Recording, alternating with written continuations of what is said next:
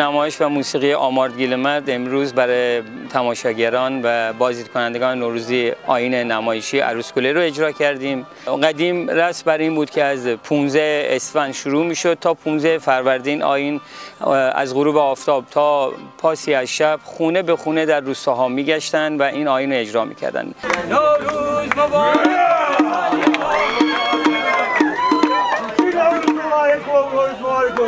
مگه اول زمستان نیدونی؟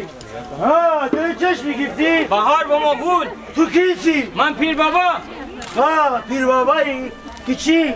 با ما مردم مجیه بهار بدم زمستان تمام آبسته تو دیبا بیشی. نماد پیر بابا که خودم باشم نماد دانای کل یا تجربه و نماد فریدون هست در اسطوره ما. نماد غول همون سرما، پلیدی و بدبختی که مردم میخواستن همش ازش فرار بکنن و باش میجنگیدن که در اسطوره نماد ضحاک ماردوش شد. ما دو تا ناز خانم و کاس خانم داریم تو کار ما که پسران جوان این لباس زنانه میپوشیدن.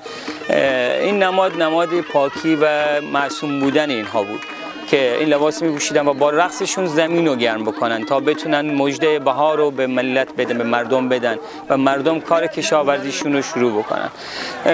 این گروه که به خونه ها میرفتن اجرا میکردن همراه با ساز نقاره بود و شادی مردم برای این اعتقاد بودن که هدایایی که به اینها میدن روزی اون سالشون، محصولات اون سالشون پربرکت میشه. هدایام از این قرار بود که پیاز میدادن، تخم مرغ میدادن، برنج میدادن، حلواهای نوروزی که مردم گیلان درست میکردن اونها رو بهشون میدادن و با همین محصولات به استقبال این نمایش آیینی شاد نوروزی میرفتن.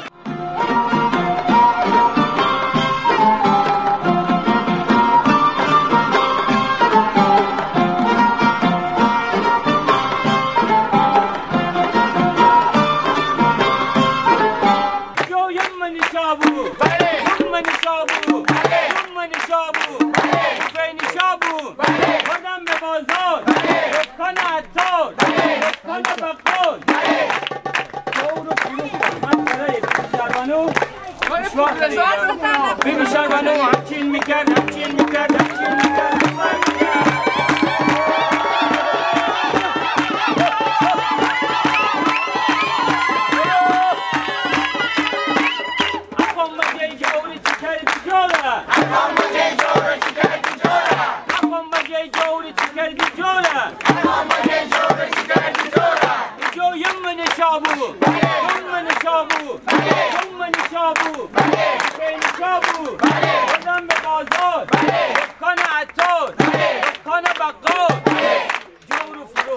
از برای بینی شربانو پاچین خریدم.